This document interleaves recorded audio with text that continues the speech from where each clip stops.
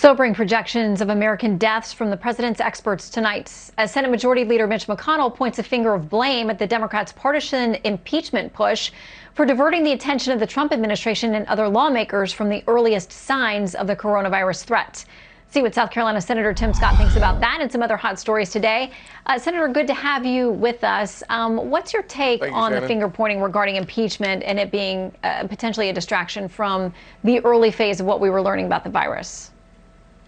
Having sat through the impeachment process, I will say that without any question, it was paralyzing in Washington, D.C. The entire United States government was focused on should we or should we not impeach the president. That siphons all the oxygen out of the room, takes all the energy and focuses on one thing, a useless, in my opinion, a useless effort to try to find a way to condemn and take the president out. It consumed all of the time and energy in Washington. So there's no question that for those few months that the process was continuing, it had a major impact on our ability to focus on multiple other topics. That said, we still have to plan for the worst and pray for the best.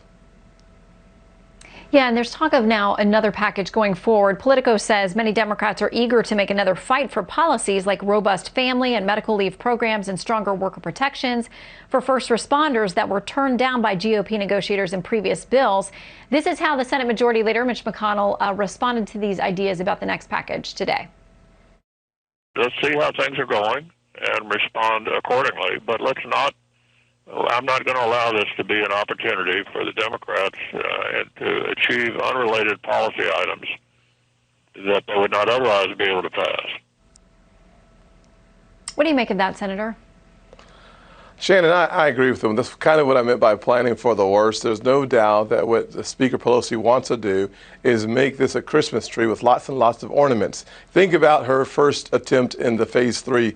It included the Green New Deal, diversity quotas for corporate boards. She was looking to make sure that there was a carbon neutral footprint in airlines by 2025, as opposed to focusing on temporary targeted relief for the American people who've been devastated by the coronavirus. They were looking for their policy wish list. That is a bad start. The conversation cannot start with the political agenda of the left. It has to focus specifically on how we take care of the American people during the COVID-19, and then what steps will be necessary to recover.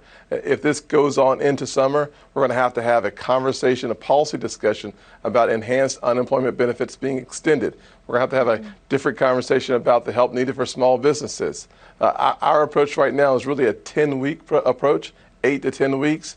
If we go beyond that timeline, we're going to have to be back at the drawing board looking for ways to improve the quality of life and the expectations on a very fast V-shaped recovery.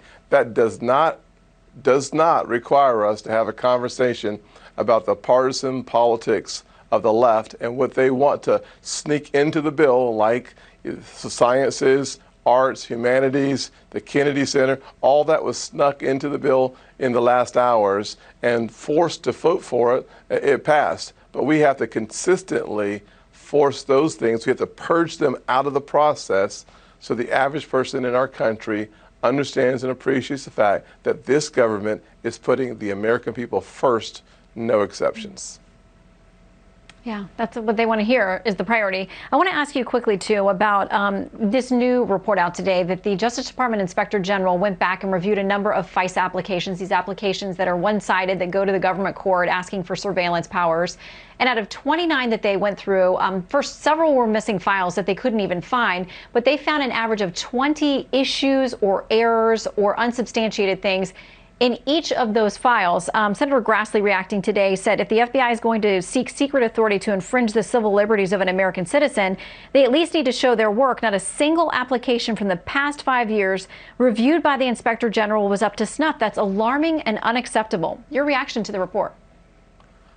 I agree with Chairman. There's no doubt that if you look at the IG report, let's be thankful that we have Horowitz in place to comb through the files and bring the issues to the surface. B, the recommendations to Director Wray, very important. I would say without any question, Chairman Grassley's focus is absolutely spot on. We need to make sure that we restore the confidence that has been lost over the last few years from the FBI. That is our nation's premier law enforcement agency, and there are a lot of question marks now. And frankly, put yourself on the side of someone having a warrant or the ability to track their movements as an American citizen. That's something you just would not imagine, but that's where we find ourselves too often with this FBI. I'm confident that Director Wray will get it right. Yeah, he has pledged to do so. And as you said, that should be a concern regardless of your party or ideology, just as an American. Absolutely. We do have civil liberties and constitutional rights in place, and we want to keep them there. Senator Scott, thank you so much for your time. Great to see you. Thanks, Shannon.